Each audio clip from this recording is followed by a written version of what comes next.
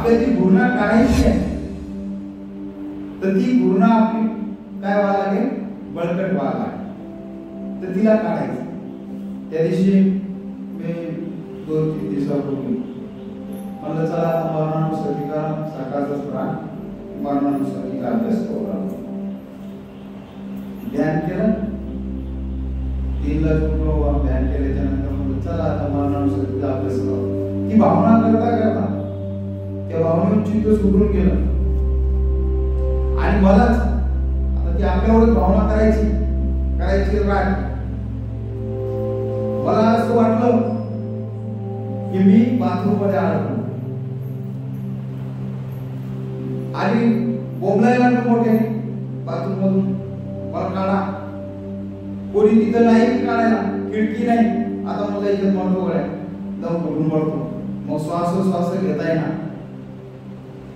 म्हणजे भावना करत असताना जे निमित्त राहतं ते प्रगट झालं बाहेर रूपातून आणि ते माझ्यावरच हवी झालं. आता तो आपल्यावरच होतो.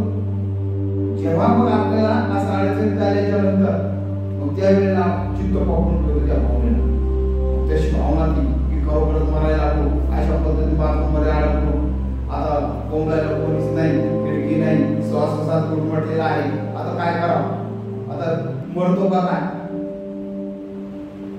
भावना करताना मरतो का काय.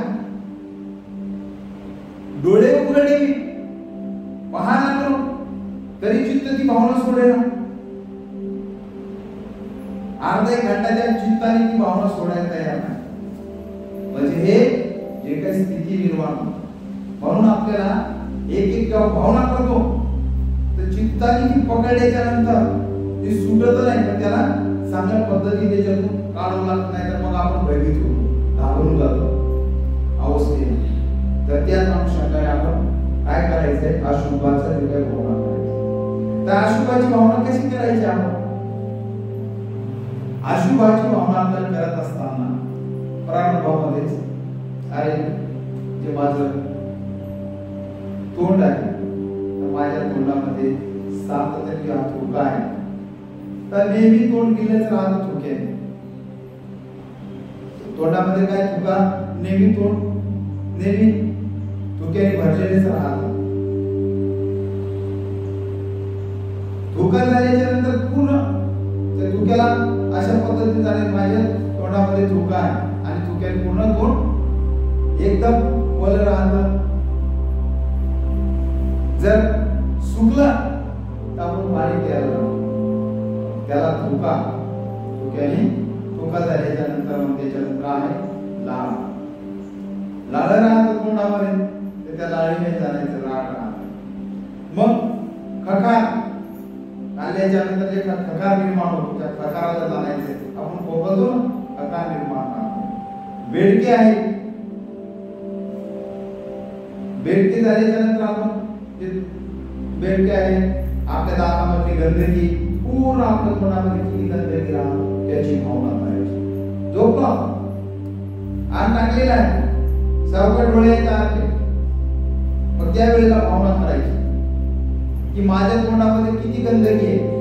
एक तर थुका आहे, तेच नाही कफ आहे, कफ झाल्याच्या नंतर खकार आहे, लाळ आहे आणि सातत्याने तोंडामध्ये काय ही जे काही दातामधली गंदगी भरली आहे, इथं बरंच जात नाही. ही भावना काय. म्हणजे आपण नाक आहे, नाकाच्या अनुषंगाने आपण हे करायचं आहे, भावना करायची. जे सत्य ते हे काही किस्सा नाही. हे ज्या लोकांना काय काय वाटायला लागते, काय सांगायला लागले, काय तथागतांनी काय सांगितलं आपल्याला, येतो जे आहे त्याला जाणायचं आहे, बाकीच्या गोष्टीला जाणायचं आहे. काय कल्पना करायची का आपल्याला. जे नाही त्याची कल्पना करायची नाही, जे आपल्या जीवनाशी निगडीत आहे त्याला जाणायचं आहे. ह्या सर्व गोष्टी आपल्या जे काही जीवनाशी निगडीत आहेत त्याला आपण जाणायचं आहे. नाहीतर तुम्हाला जर भरतीची काय सांगायला ते सतीपणामध्ये जे काही अशुभ भावना दिली त्यालाच मी सांगत आहे. आपलं जे नाक आहे, नाकावर काय, नाकावर जे काही डोळ्यात पाणी येतं, डोळ्यात पाण्याचं काय आहे, आपला शेंबूड बनतो. शेंबूड झाल्याच्या नंतर मग आपण पाहतो अरे पिवळा शेंबूड आहे, कारण हे जे काही डॉक्टर विचारतात तुम्हाला, तुमची सर्दी पिकली तर जास्त दिवस जर सर्दी आपली बाहेर येणार तर ती सर्दी पिकून जातं आणि तो आपल्यालाच वास येतो. कधी याचाही आपला अनुभव येतो बिमारीमध्ये. याचा अनुभव घेतल्याच्या नंतर आपल्याला कसं तरी वाटायला लागतं. त्या गोष्टीला आपल्याला तो अनुभव महत्वाचा असतो, फार महत्वाचा, आणि ती भावना करायची. मग पिवळी असेल, हिरवी असेल, या कलरलाही जाणायचंय. पाणी जे काही ढवळा कलर तेच नाही, पिवळा कलर, हिरवा कलर याला जाणायचंय. नाकामध्ये जे काही आपल्या केस आहेत त्याला जे काही गंदगी लागल्याच्या नंतर, धूळ गेल्याच्या नंतर ते बनतं, त्या सर्व प्रकाराला जाणायचं. त्याची भावना करायची अशा पद्धतीचा.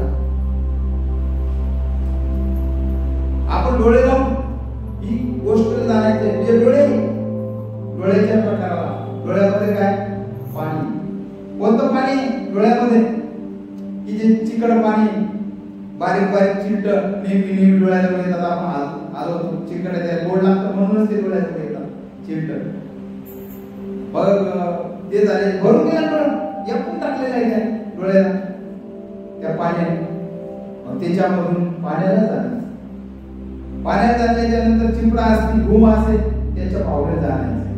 त्या घुमाचा रंग असेल, चिपडाचा रंग आहे, असं नाही. जे आहे ते, जे सत्य आहे त्याला जाण्याची ती भावना करायची. बाकीच्या गोष्टी नाही, जे आहे त्याचा अभ्यास करायचा, त्याची भावना करायची. मग आपले कान, आपल्या कानामध्ये जो मळ जातो, तर काय कानाचं मळच आहे काय? भगवान बुद्धांनी सांगितलं कानाचं मळ आहे का? आता तुमच्याच नाही, स्वतःच्या प्रत्येकालाच तो मळ असतो, तर त्या मळाला जाणायचं. हा मळ आहे कानामध्ये, धुळीचा असेल, कशाचा असेल, त्या मळाला जेव्हा आपण काढतो, त्याला बाहेर निघाल्याच्या नंतर हात लावायचा, त्या मळाला पहिले जाणायचं. मग त्या मळाला जाण्याच्या नंतर हे झाले जे आपले द्वार. आपण लग्न केल्याच्या नंतर, लग्नाचा किंवा बाथरूमला आपले लग्नाला गेल्याच्या नंतर कसा वास येतो, लग्नीचा याचा येतो, त्याच्या गंधात जाणायचं. म्हणजे त्याचा जो काही गंध येतो, गंध, तर त्या लग्नीच्या धर्माला, पिवळी असेल, ढवळी असेल लग्नी, आणि ते जे काही त्याच्यातून गंध येतो त्याला कसं तरी आपल्याला वाईट वाटायला लागतं चित्तामध्ये, तर त्याला जाणायचं आहे. बाकी काहीच नाही, जाणायचं आहे. काही प्रक्रिया नाही. आपल्या आपणच 4 लोकात बसून आपण खातो, एकदम मजा करता करता खातो, पण विष्ठा करत असताना आडूसा घेतो. 4 लोकांकडे लज्जा आहे म्हणून मग त्या विष्ठाई हे 5 जे 9 द्वारे भगवान बुद्ध म्हणतात काय, गंदकीचे स्रोत आहे, स्रोत प्रवाह. सातत्याने त्याच्यातून काय निघतं, गंदकीच निघतं. जसं नाल्याचा स्रोत आहे, की किचड घेऊन वाहत, तसंच हा स्रोत आहे आपल्या गंदकीचा. हा सातत्याने स्रोत, हा प्रवाही, खंडित नाही, तो प्रवाही, त्याला जाणार. आणि माझ्याशी जीवनाशी दुसऱ्याच्या शरीरामध्ये घाम येतो. घामाचा रंग कसा आहे, जसं सागराचं पाणी खारट, तसंच घामाचा एक खारट आहे, क्षार करतो. मग कपडे, घाम लागला कपड्याला तर कसे वगळले जातात कपड्यावरून, डाग, त्या घामाचे डाग पडतात, त्या घामाला जाणायचं. शरीराला घाम आल्यानंतर तो जे काही सागराच्या पाण्याप्रमाणे पाणीच आहे, सागराच्या आहे, खारट आहे, त्याला जाणायचं, खारटपणाला जाणायचं. ही जेवढे गंदगी, त्याला अशा पद्धतीने काय करायचं, डोळे बंद करून त्याला आपण अभ्यास करायचा. जेव्हा आपण असा अभ्यास केल्याच्या नंतर पुढची जी प्रक्रिया आहे तर ती आपल्याला जाणायची. ही एक पहिली प्रक्रिया आहे. ही पहिली प्रक्रिया आहे जी आहे जीवनाशी.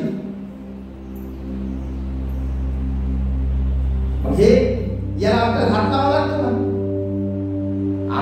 आपल्या शरीरामध्ये आहे सर्व गंदकीचा स्रोत, तोपर्यंत बरं आहे. आणि बाहेर निघाल्याच्या नंतर हात लावा वाटत नाही, पाय वाटत नाही, आपणच त्याला किसर करायला लागतो, आहे ना.